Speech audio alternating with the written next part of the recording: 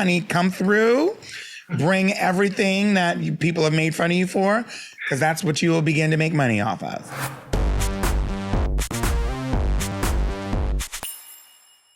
Hey guys, it's Travis Cronin, Entertainment Director at Us Weekly, and you are watching Drag Us Weekly, the show where we talk to your favorite drag queens, draw the truth, their joys, their wishes, their wants, their happiness out of them. Today we are joined by Queen Miss Peppermint herself. Please call her mother. Welcome, Miss Peppermint. Hello. Hi, Travis. Hey, Miss Peps. How are you doing? Congratulations on the new show. Fantastic. How did this idea come about, and why did you get excited about this show in particular? Well, I was approached by the folks over at Out TV who said they wanted to have a new drag reality competition show, and there's obviously space for it, and drag is something that we all love. And so I said, absolutely. One of the things that I wanted to make sure we, were able to do is I asked, will there be representation? Will there be, and before I even finished, they're like, yes, there's going to be, we're going to have a very diverse group of competitors on the show where we're calling for as many people as possible, types of people as possible to enter, and types of drag as possible to enter. And so I didn't want it to just be about a tiny group of the population or tiny segment of drag representing everybody, and then just like throwing drinks on each other and, calling each other bitchy. I wanted it to be more than that. And I think we achieved it. Tell me about the diversity, how it's different from other drag shows. What sort of representation in the art of drag are you really excited to show people?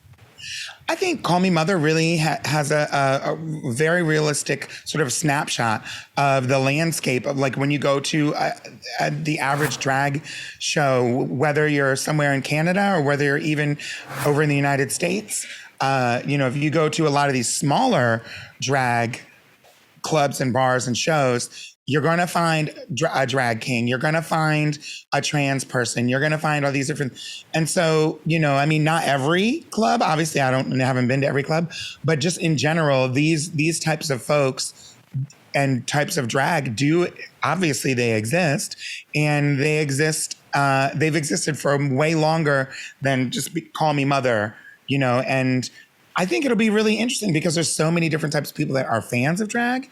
And I would imagine that if they had the opportunity to do drag, their drag would eventually fall into a different box.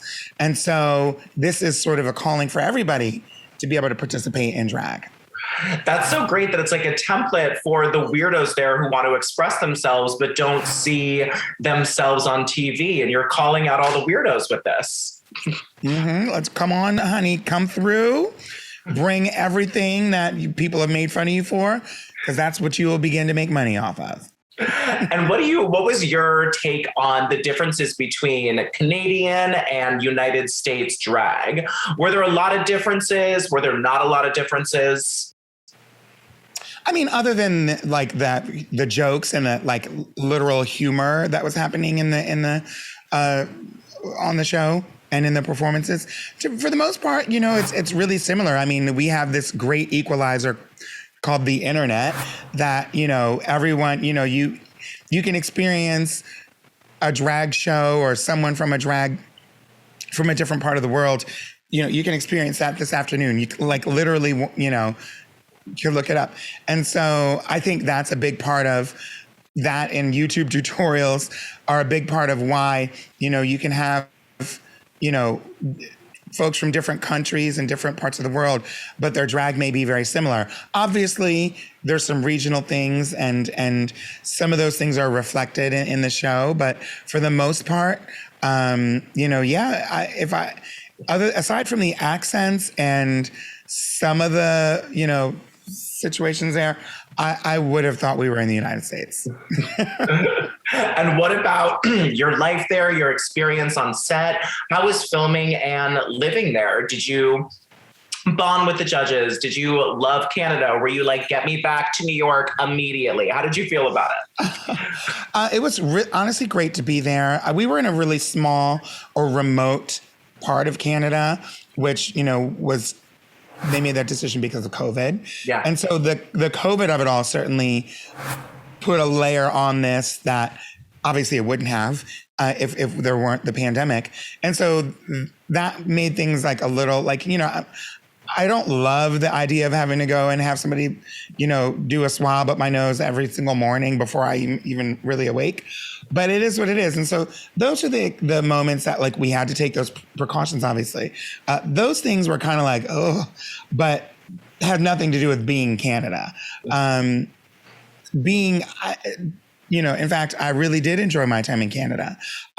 It would be great to see what another season film would be like if it filmed in a large city as opposed to a very remote, nearly pretty much rural part of Canada. You know, that's not my favorite, but all of the judges and everyone there, we certainly had some nice bonding time and, you know, got to know each other a bit more. It was great. And I mean, no one does rural quite like our brothers and sisters to the north because they got all that space. That's hello.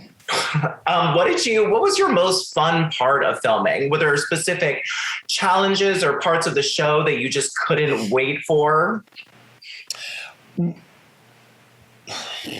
Yes. You know, you don't want to divulge too much. Yeah. But let's say it with a broad. Yes, there were. There was.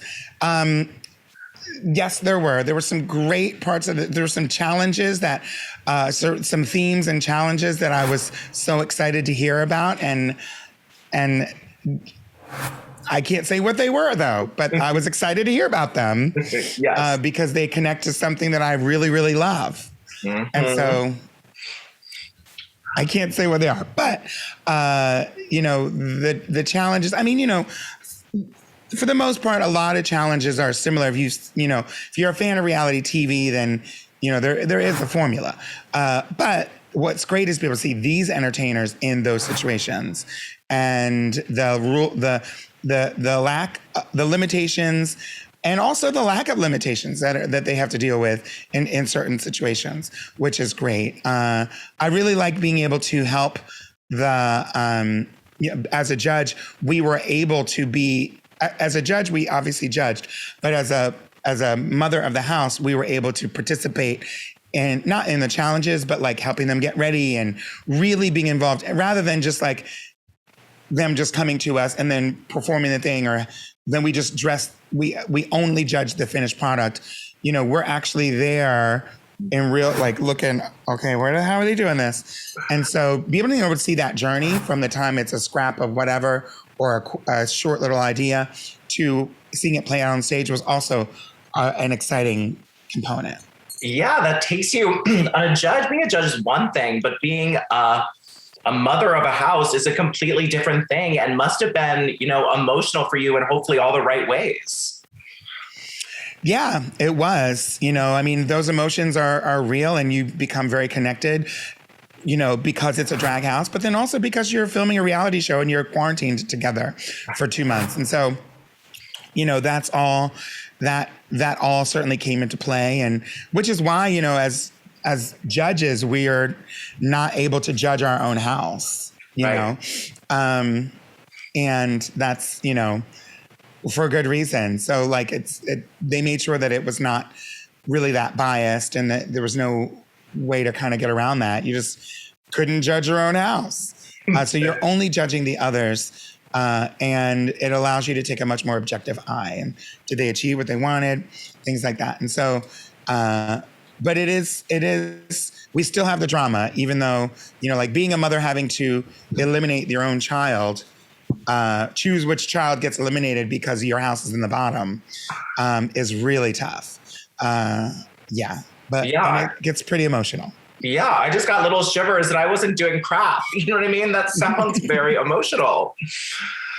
Oh, well, tell all of the fans out there where they can catch the show, where they can catch you. Tell them all the great things going on in Miss Peppermint's life. Oh, honey. Obviously, you can catch Call Me Mother weekly on Out TV. For people that don't know, it's like any other streaming app. You can get your Apple TV, your on your phone. You can get it on Roku or whatever streaming app or streaming device you have. You just download the Out TV app. If you're in the UK, you download the Fruit TV app, and that's where people can find it. But in addition to that, if you want more of Peppermint, you can go listen to my album on Spotify and everywhere you stream your music. Oops, are we still there? Yeah. Okay. If you wanted more Peppermint, you can listen to my music. You can stream it on Spotify or wherever you stream your music.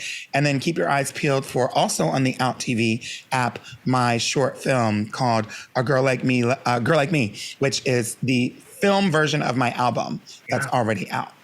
Yes, and everyone stream Peppermint's music. It is good. She is a real musical artist, y'all. She has bops, bangers, emotions. I am a legitimate fan of your music. And thank you so much, Peppermint, for talking with us today.